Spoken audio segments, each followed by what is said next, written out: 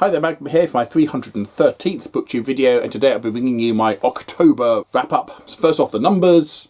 As usual, I'll compare to the same time last year, so October 2024 in this case. This month I managed 10 books compared to 12 last year, totaling 2,500 pages compared to 2,465 last year. So I'm still closing that gap, so give me a running total of 25,836 compared to 27,431. So I'm still 1,595 behind last year, but I am closing that gap. It looks like I managed 2,137 pages in November, so that should be beatable. Only time will tell. I also managed 19.25 hours compared to 24.45 hours, giving me a running total of 208.9, which is massively less than 315.41 back in 2024. I've not given up. I'm still doing my best, but I'm not going to reach 300 hours. I'm not going to manage 100 hours in the next 2 months.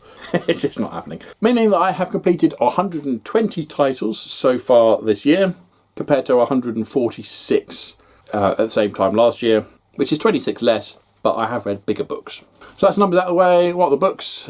As before, I have already done an individual review for all of these books, so I'll leave a link to all those down below.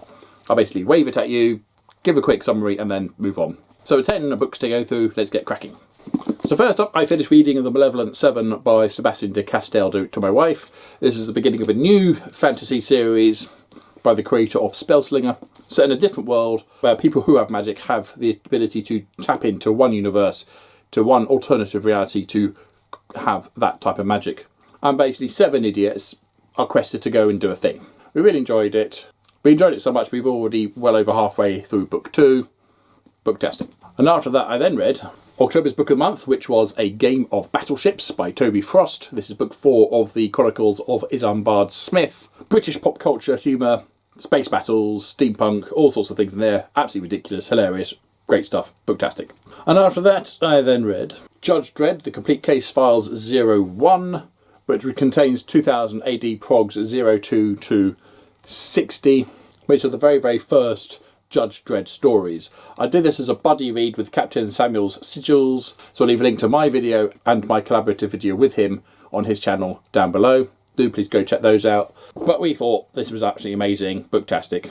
And then, after that, I then read the novelisation of Total Recall, and this was written by Piers Anthony, and it really, really was a fantastic companion piece to the original film with Arnold Schwarzenegger. Has some stuff in here that didn't feature in the film and explains a few more things. Also, I'm not saying it's better than the film, but I think it's a fantastic companion piece to it. Booktastic. Highly recommend this one if you like the film. And after that, I then read Star Trek Lower Decks Second Contact. This is the first volume of the new Star Trek graphic novel series, featuring the crew of Lower Decks as they go on a number of adventures, including another dimension. If you love the TV show, you'll love this. Absolutely entertaining, fun, hilarious, booktastic. Love it.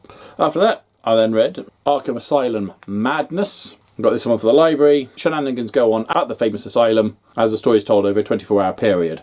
Really, really good, and I'd say worth buying. And after that, I then finished listening to The Mysterious Island by Jules Verne. It was alright. It was basically Minecraft, the story. Was a bit bored of it until the pirates turned up. But I'm glad I listened to it. Worth reading, or worth listening to. And I'm glad I did listen to it, because I think had I sat down to read it, it might have taken far longer than I would like to have done so.